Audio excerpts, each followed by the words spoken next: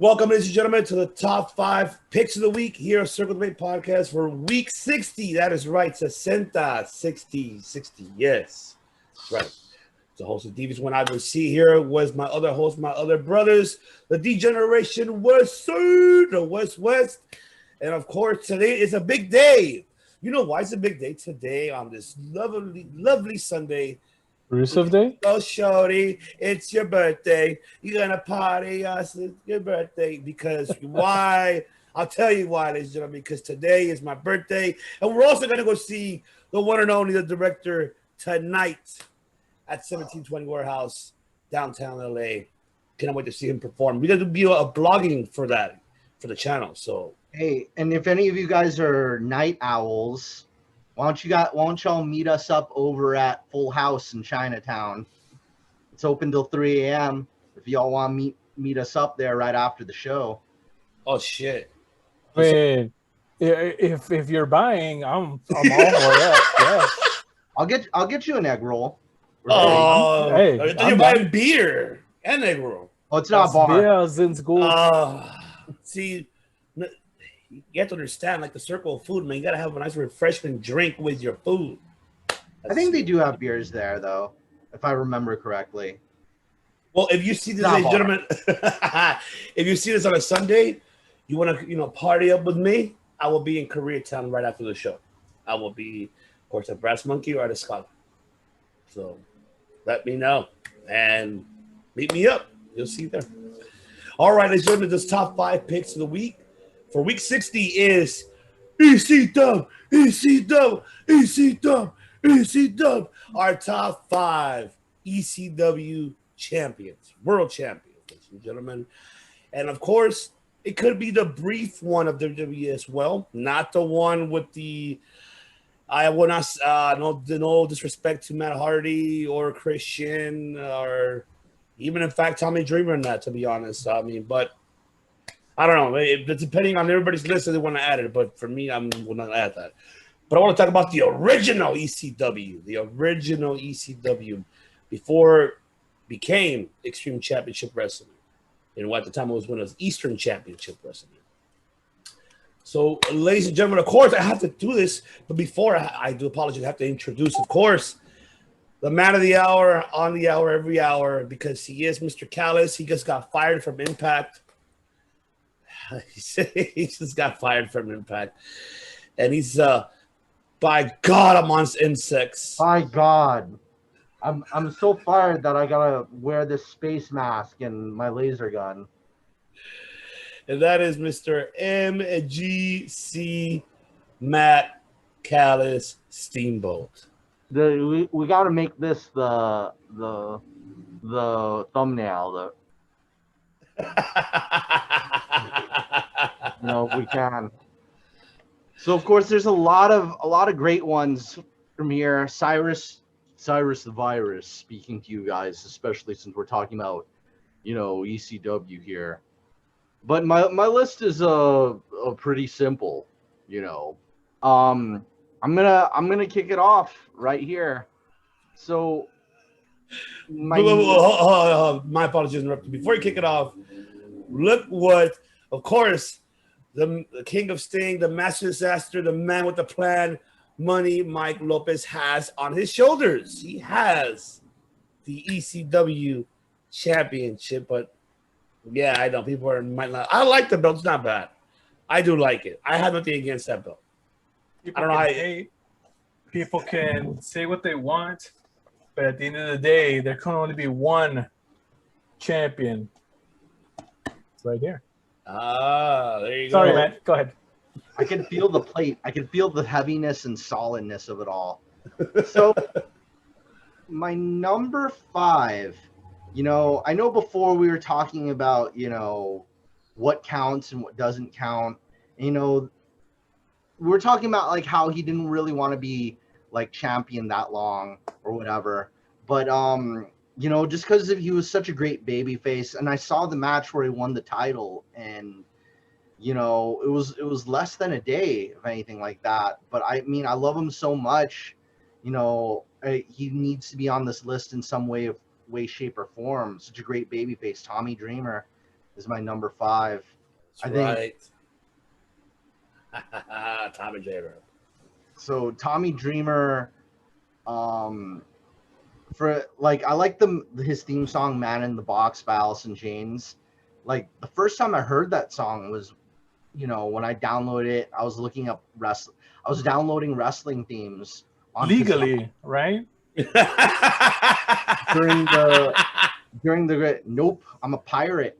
You forgot R. Hold on. Arr, Napster. Napster. Oh no, I don't have my eye patch with me. I should have worn it. But anyways, that's what got me into Alice in Chains, and I heard Man in the Box, and I kind of wish he could always use that theme just everywhere he goes, rather than just like whatever else they give him. I know he used it in MLW, which was pretty cool. But Tommy Dreamer is my number 5. I think it was like a dusty finish that he had done to him. So number 4. I'm going through all the greats. Number 4 is a little bit different. I'll go with Sabu for my number 4 pick. He's so cool, the most homicidal, most genocidal, most suicidal athlete in ECW, most dangerous. Just love all, like, I think one of the first compilation wrestling matches, like before they made those montages, or fan videos on YouTube, it was over on Kazaa, and I would watch and then they had the heavy metal music, and like him and Rob Van Dam doing all these crazy like flips and dips and everywhere, and with chairs, Terminators, all that stuff. I could watch that for days on end, just those two go to battle. You know what? If money is no object, I'd give Sabu and Rob Van Dam like robotic exoskeletons and have them fight on like a 10 rings stacked on top of each other. Oh shit! In space, like a zero gravity chamber or something would be kind of cool. Interesting. I don't know. Yeah, or maybe or maybe like have them hanging from wires or something. Have them fight. I don't know where this is inspired from, but you know what? When we start our promotion, I want that match. Mike, the E in ECW is extreme, and it's gotta live up to the name. I think if anything, I'll make the entire audience upside down and they'll be right side up. So for the whole match, or the audience will be like sideways upside down and then they'll be right side up. So it'll be even more insane watching it. You'll just be like, oh, and then like if one person wins, they drop you, and if the other person wins, you get thrown out. I don't know, some kind of roller coaster wrestling match. Wear ponchos, you may get wet. I don't know, man. I think Tony Khan is gonna steal some of these ideas. The mimosa. I mean, we had the Mimosa Mayhem, so this seems kind of like fun. It was like I was at this wrestling match. You got the photos, like the log ride at Disneyland, So number 3, we got another great heavy metal song. Bum bum bum bum bum bum bum bum bum bum bum bum bum. Mr. Sandman. Hit me with a Singapore cane and smash a beer into my head, and also punch me with a barbed wire fist. Dun, dun, dun, dun, dun, dun, dun. Like a match. I think they could have. Well, I think that would be kind of fun if he ever like turned heel or just wanted to be like a clean, annoying guy. That would be like the perfect like if they used the 1950s Mr. Sandman, instead of Metallica's. I remember in like TNA, like they were having like, instead of like getting Metallica or whatever, they just had a bunch of like drunk random dudes sing Enter the Sandman while they're drinking beer. Say a prayers, it's the one. Don't forget my son. Or have Bob Dylan. Say your prayers, little one. Don't forget my son. Hey, man. Bob Dylan, I love him. How does it feel? How does it feel? Or William Shatner. Say your prayers, little one. Don't forget my son. Just all the I'll take maybe every week he has a different entrance theme. Okay, in Japanese now. Uh-oh. We're waiting for the. We're waiting for. Okay, so number 2. I gotta go with some of the greats here. I gotta go with some of the. So surprisingly, he's not my number 1. He should have been, but I'm gonna make him number 2 for this one, just because he was so great in so many other promotions in his long illustrious career. I think you guys know who it is, Terry Funk. Are you bastard? That's my voice been gone since last week, so I'm trying to get it back. Sounding like Terry Funk. Oh, legend. That, like you know. And before we were on, we were talking about FMW and you know, his match with Onita, you know, and of course his matches with Mick Foley, you know, and then his match with Sabu. Just this all that. I wonder if like a Terry Funk bed, if you sell it on eBay, if you call it a Terry Funk bed, it's like a barbed wire bed, you know? So that you should call that, I think a barbed wire bed should be called the Terry Funk bed from now on.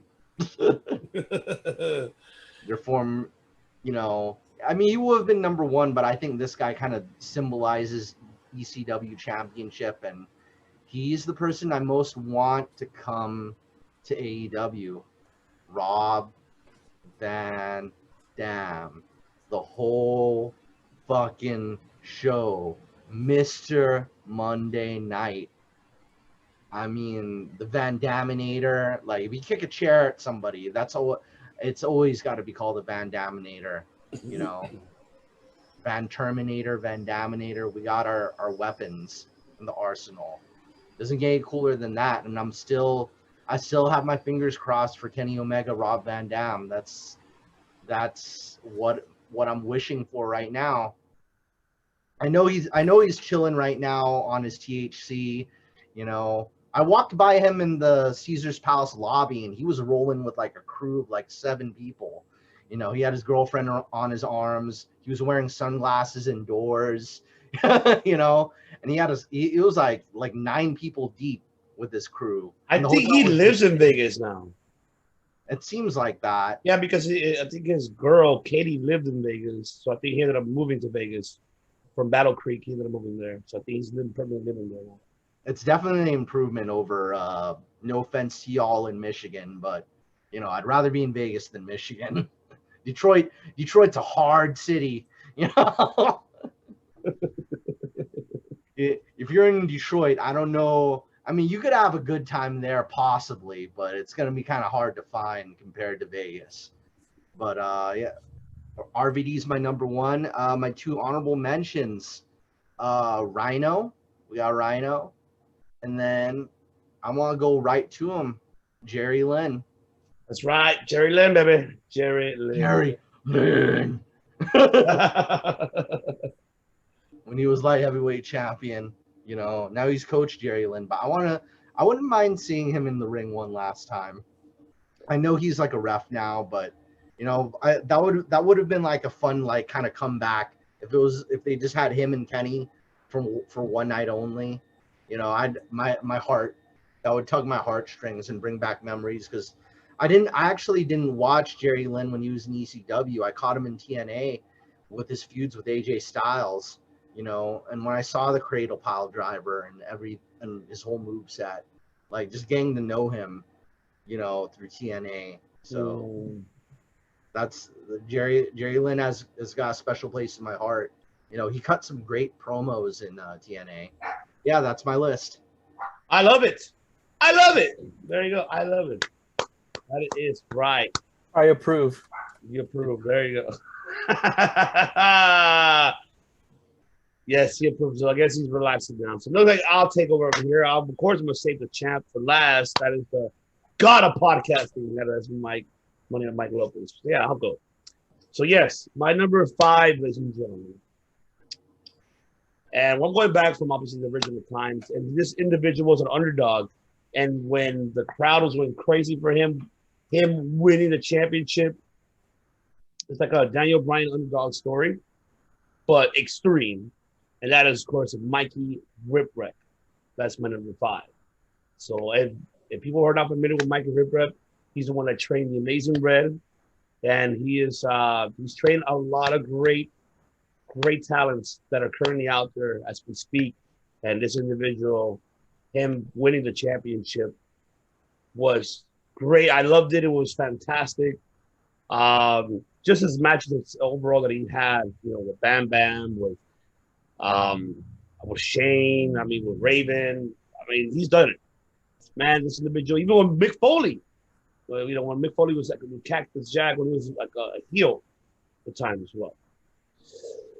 Number 4, of course, Matt's at his best. Of course, Sandman. Of course, with the song, I can't sing it. My voice is gone. But yeah, Sandman, of course. And he's only one of, I think he's the most that has had numerous title rings, but short time. But he's done it at least 4 or 5 times as a ECW World Champion. Number 3, the man who started it all, the man who tossed the belt, the NWA title, on the floor and said, I'm taking this belt and making it prestigious, making it extreme championship wrestling. That is Shane Douglas, of course. Shane Douglas was a great, the franchise. Shane Douglas, you can't go wrong with that. Who won that started it all, along with Paul Heyman. And he's the only individual to do that, to a 10 pounds of gold prestigious belt throwing on the floor.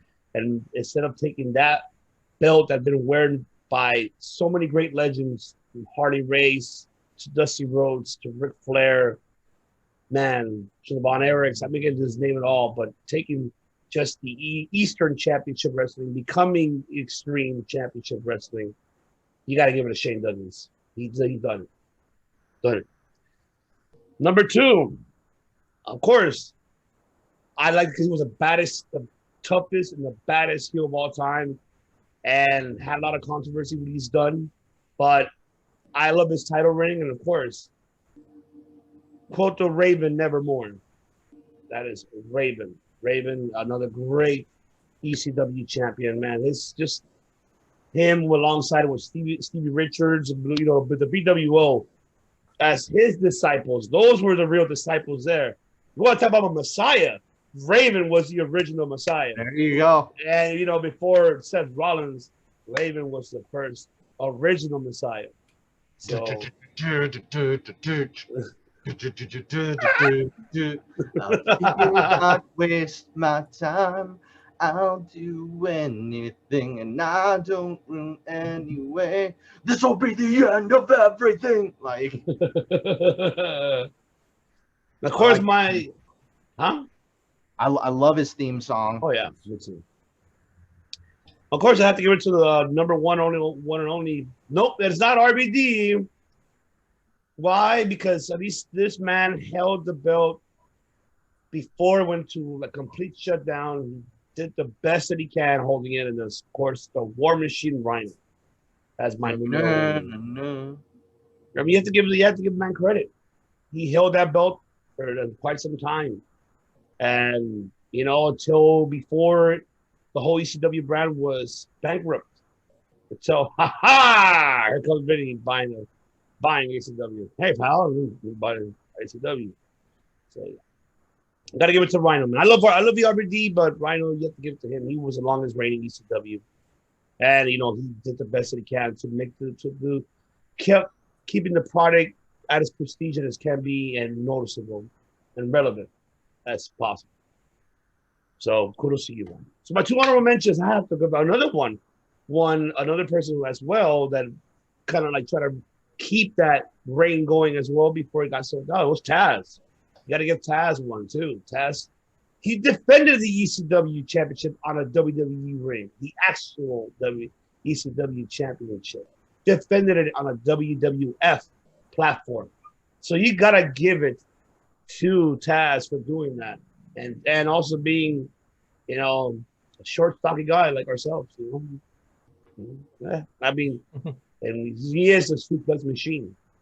So, gotta love him. Another one that has not been given a lot of another honorable mention because he is a legend himself as well. You know, Matt mentioned Terry Funk, but you forgot another legend that I actually loved too, that I grew up with in Ring of Honor. It was ECW champion, and that is Steve Corino. Ooh. Mm-hmm. That's about Steve Corino. Another great champion there as well for the ECW brand. He had great battles as well with Bam Bam, with Mike Awesome, with like he just had so many incredible matches, even with Raven too. So Steve Corino, yes, you're my honorable mention there. And there you have it, ladies and gentlemen. And now the man that we've all been waiting for, the God of podcasting. Floor is yours. Now, this thing is so heavy. You guys have no idea how heavy this thing is. I've been struggling all the time. But then again, when you're the champ, it doesn't matter how heavy it is. But here we go. Crown is heavy. There, yes, I like that. Number 5, Rob Van Dam. Yes, MGC has his list also. So, and I agree. However, I do have him as number 5, and I really debated whether to have him on it. To be honest, reason being, his title reign was so short. His title reign was very unfortunately cut short because of the weed, the green stuff, the sticky icky, as Snoop Dogg would say. All that great stuff. That's why, right? So, they took the title off of him, both titles. Only man ever to have both the ECW and the WWE titles at the same time. So, yeah. So, there's that. RVD. And honestly, every once in a while, I have a yearly list of matches that I watch every year. The one when he beat John Cena at One Night Stand 2006. That's always on there. I always watch that at least once a year. It's just so awesome of a match, awesome pay-per-view as well. So, yeah, RVD will always have that for sure. And he's not done. I would definitely like to see him in AEW. Yeah, especially against Omega. That'd be great. Number 4, I have Shane Douglas. Now, I'm not too familiar with his career entirely. I know he went to other places, other promotions. So his ECW title run, I'm not too familiar with, but the iconic part is how it started, right? How he threw the other title, you can kiss my ass. And there you go. Yes, the birth of Extreme. And what a birth that was, Great stuff there. Shane Douglas, iconic. Right? Iconic. Number 3 is The Sandman, one of my personal favorites. Anytime, any beer drinkers are favorites of mine. Hell yeah, right here. Yes, absolutely. And he did a intro for us for Circle Debate. Yes, thank you, Mr. Sandman. You made our dreams come true that you gave us a shout out for Circle Debate. Thank you so much. Number 2. Before I go on, I always, when I think Sandman, I think of 2 things. Him at One Night Stand 2005, everybody seeing Enter Sandman, and 2, him being crucified in ECW. Man, that woo. Cancel culture has not gotten their hands on that yet, so I'll just leave that there. Number 2, Raven. Man, this guy was tailor-made for ECW. This guy just looked the part, and acted the part. You have wrestlers that match their gimmick. He matched it to a T. And yeah, definitely. And who crucified Sandman? Raven. Was it Raven? There you go. Yes. Yeah. So great champion. awesome stuff there. So yeah, number 2, Raven, and my number one, the Suplex Machine, Taz. That guy defended the actual ECW, the linear ECW championship in the WWF. He wrestled against Triple H. What a match. For that to happen back in those days, you want to talk about forbidden doors? That was a forbidden door right there, all the way back in the year 2000. At the time, I was probably like 14. I didn't comprehend what was happening.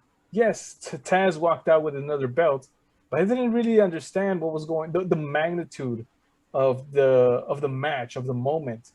Now, looking back, I do realize that. And Taz, such a technician, such a suplex machine, right?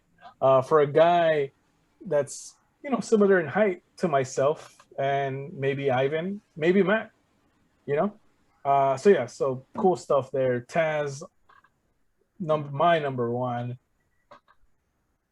I'm just gonna go ahead and say my 2 honorable mentions are pretty much.